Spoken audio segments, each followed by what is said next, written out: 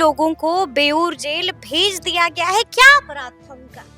क्या अपनी आवाज उठाना अपराध बन गया? क्या उनका छात्र होना अपराध बन गया? अपराध क्या था और क्या जो हुआ उनके साथ, ये सुलूक जायज है भारती जी? बिल्कुल नहीं। लाठी के भरोसे छात्रों की आवाजों को दबाया है। अब जन सुराज बिल्कुल ठंडा पड़ गया है, शांत क्यों नजर आ रहा है? ये तो प्रशांत किशोर जी ने अभी हाल में ही सबों को समझाया। आश्चर्य नहीं है कि सरकार अपने हट से रुकेगी नहीं। लेकिन अब भी गर्दनी बाग में अभ्यर्थी बैठे हुए हैं, तो क्या प्रशांत किशोर एक बार फिर से उनसे मिलने जाएंगे? क्या आप लोग उनसे मिलने जाएंगे? नहीं। नमस्कार, हमारा नाम है समरीन और आपने देखना शुरू कर दिया है लाइव सिटीज। देखिए, आगामी विधानसभा चुनाव को लेकर के अभी से ही पूरी तरह से अलर्ट और एक्टिव हो चुके हैं जन सुराज के सूत्रधार प्रशांत किशोर। और आप देख रहे हैं कि आए दिन प्रशांत किशोर कुछ ना कुछ बड़ा बड़ा ऐलान करते ही रहते हैं और लगातार कहते हैं कि 2025 में जब हमारी सरकार बनेगी तो हम ये बदल के रख देंगे और हम ये लागू कर देंगे। तो आइए फिर इन तमाम मुद्दों पर सीधी बातचीत करते हैं जन सुराज के कार्यवाहक अध्यक्ष मनोज भारती जी से। सबसे पहले बहुत शुक्रिया बातचीत के लिए। धन्यवाद। जी आपके दर्शकों को भी मेरी शुभकामनाएं। जी। सबसे पहले तो भारती जी, हम आपसे जानना चाहेंगे कि हमने देखा कुछ दिनों पहले ही देखा कि बिहार सत्याग्रह आश्रम में दलित सम्मेलन हुआ था और वहां पर प्रशांत किशोर ने एक बार फिर से बड़े बड़े ऐलान कर दिए। क्या कुछ ऐलान कर रहे थे? वैसे तो आप सब जानते हैं, आप लोगों ने उसकी रील देखी होगी। मोटा मोटा कहा जाए तो जो चीजें हम अपने ओरिजिनल प्लान में कर रहे थे, हम्म, उसी को दलितों के इंटरेस्ट हाईलाइट करते हुए प्रशांत किशोर जी ने ये ऐलान किया है। चाहे वो शिक्षा का हो, जिसमें उन्होंने स्कॉलरशिप की बात कही है। 10वीं के बाद जो दलित स्टूडेंट्स हैं मेरिटोरियस, 55% से ज़्यादा जिनको अंक आते हैं, उनको 2,500 रुपए तक, 2,000 रुपए तक उन्होंने स्कॉलरशिप देने की बात की है। रोजगार में किस तरह से उनको सहायता मिल सकती है, इसके बारे में बात हुई है। अम, मुझे लगता है कि जो 5 सूत्र उन्होंने बताए हैं, वो सारे के सारे रेलेवेंट हैं हम्म, और दलित समुदाय को एक बहुत बड़ा इंसेंटिव दिया है उन्होंने, अगर अ, जनसुराज की सरकार आने वाले समय में बनती है। हम्म। अच्छा, उन्होंने गैर मजरूबा जमीन को लेकर भी बहुत कुछ कहा है। क्या कुछ कह रहे थे इसको लेकर के? आइडिया ये है कि एक तो बहुत बड़ी संख्या में दलितों के पास न तो रहने के लिए घर है हम्म। और न ही उनको उनके पास कोई खेत खलिहान, मतलब बिल्कुल कोई खेत है। बिल्कुल बिल्कुल। उनको ये हक कैसे मिले, हुँ, इसके बारे में ये एक नए तरह की सोच है। हुँ, एक तो घर के लिए 0.3 डेसिमल अ, ज़मीन। ज़मीन उनको दी जाए। उसके बाद जो सरकारी अम, ज़मीन है, हुँ, जहाँ पे आप जैसा आपने जैसे कहा गैर मजरूआ ज़मीन, हुँ, जिसको यूटिलाइज़ करके दलित समुदाय के लोगों को देकर उनको आर्थिक रूप से संपन्न किया जा हुँ, सके, हुँ, ये एक परिकल्पना है। हुँ। और मुझे लगता है कि अगर ऐसा करने का मौका मिला हमें, तो आप इसका व्यापक रूप सामने देखेंगे। व्यापक रूप देखने को मिल सकता है। भारती जी, हम आपसे ये भी समझना चाहेंगे कि हम लगातार वीडियोस देख रहे हैं, ज़मीन से खबरें भी आ रही हैं कि आपके कमांडो ज़मीन पर उतरे हुए हैं और अलग-अलग ज़िलों में भी जा रहे हैं, जिसको लीड कर रहे हैं आनंद मिश्रा।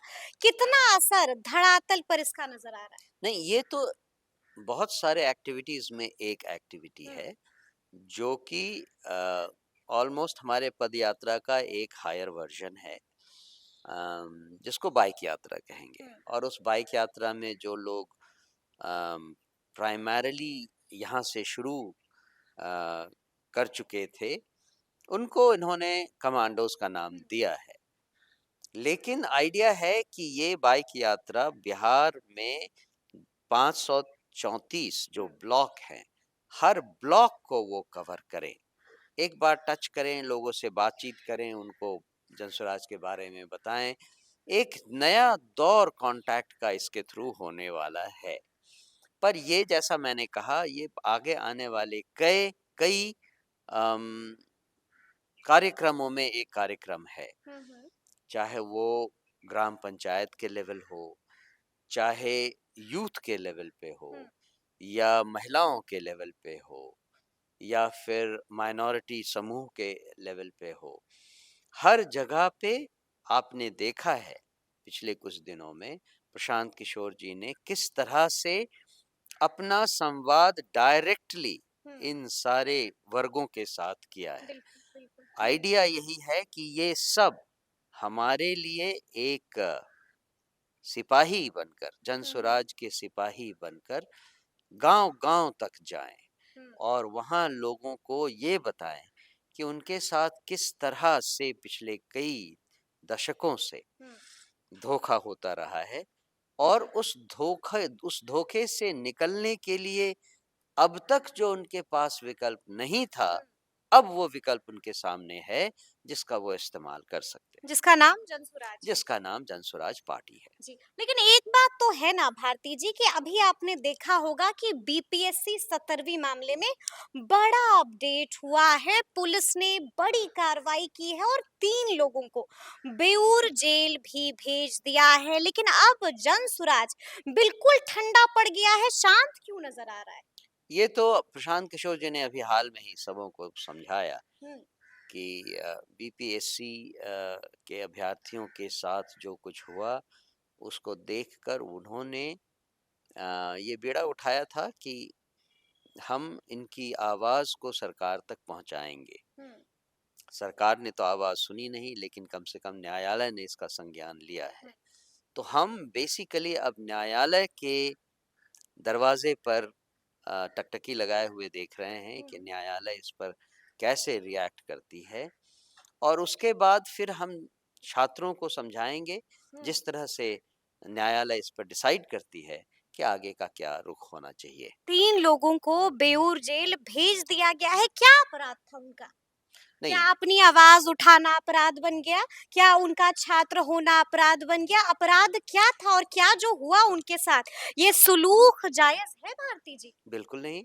आपने देखा है पिछले 1 महीने से ज़्यादा समय में, जिस तरह से हुँ, सरकार ने बिल्कुल निर्दयी होकर लाठी के भरोसे छात्रों की आवाज़ों को दबाया है, हुँ, ये उसका एक और मैनिफेस्टेशन है।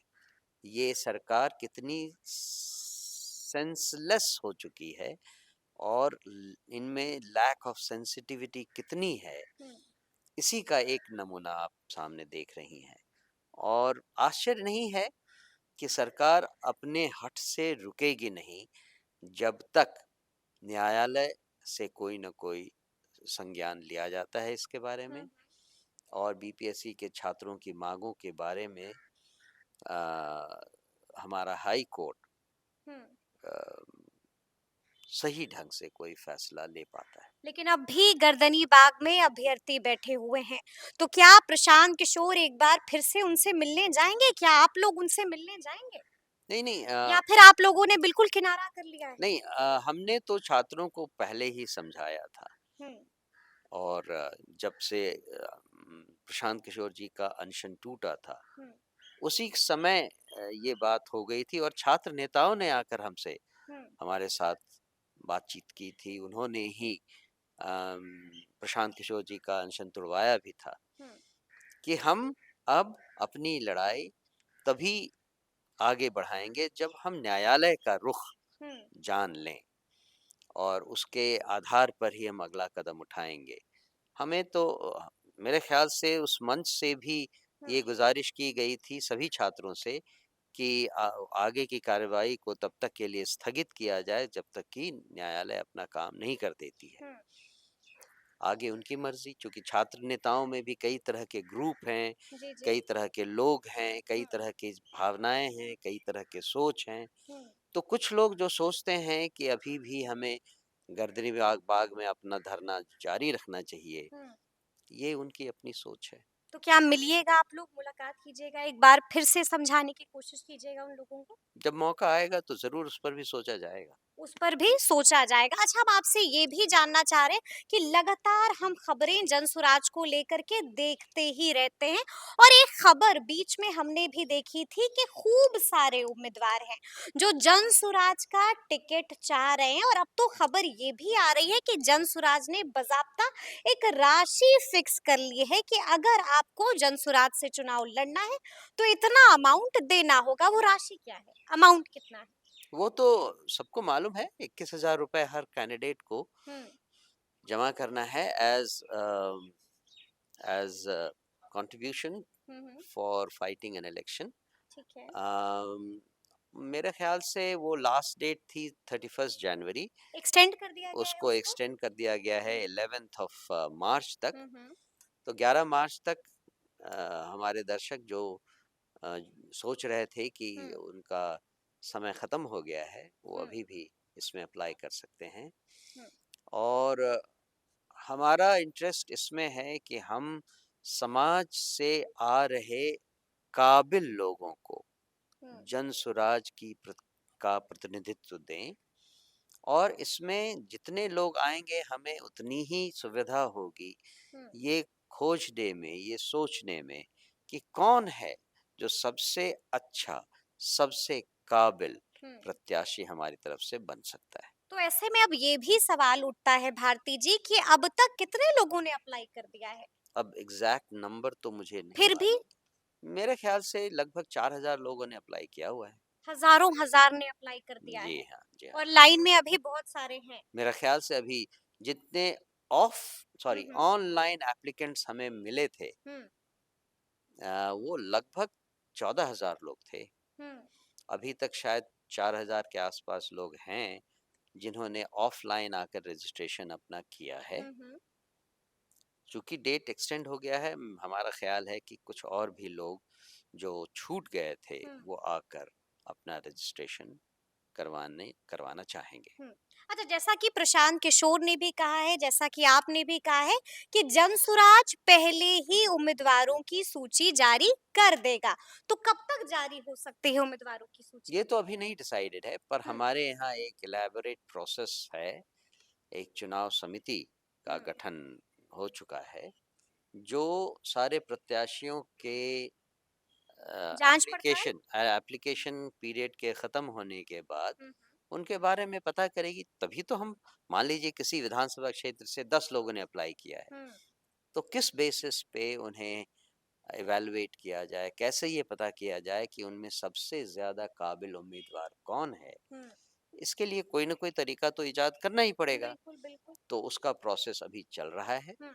और फिर वो सबको पता भी चल जाएगा। सबको पता चल जाएगा। अच्छा, उस आरटीआई का क्या हुआ भारती जी, जो प्रशांत किशोर जो जनसुराज फाइल करने जा रहा था? मुझे इसके बारे में नहीं मालूम, I am sorry. Nitish Kumar को लेकर के एक आरटीआई थी? वो आप प्रशांत किशोर जी से ही पूछिए। आप कार्यवाहक अध्यक्ष हैं। मुझे अभी इसके बारे में नहीं मालूम। कोई अपडेट नहीं है इसको लेकर मेरे के? पास कोई अपडेट नहीं है। चलिए, एक आखिरी सवाल है जिसका जवाब हम आपसे जानना चाहेंगे। कहा तो ये भी जा रहा था कि क्या होगा 2024 में। प्रशांत किशोर ने स्वयं कहा था कि 25 में क्या होगा इसको हम 24 में ही सेटल कर देते हैं, हुँ, लेकिन हमने देखा कि 24 में क्या हुआ। हुँ। 24 के उपचुनाव में फुस हो गया था जनसुराज, तो क्या 25 में भी इसी तरह से फेल हो जाएगा, फुस हो जाएगा जनसुराज? आने वाले समय के बारे में क्या कहा जाए, हम्म। लेकिन जो बीता हुआ समय है, जिसको हमने भोगा है, हम्म। उसका फ़ायदा हमें बहुत हुआ है, फायदा हुआ है। बहुत ज़्यादा।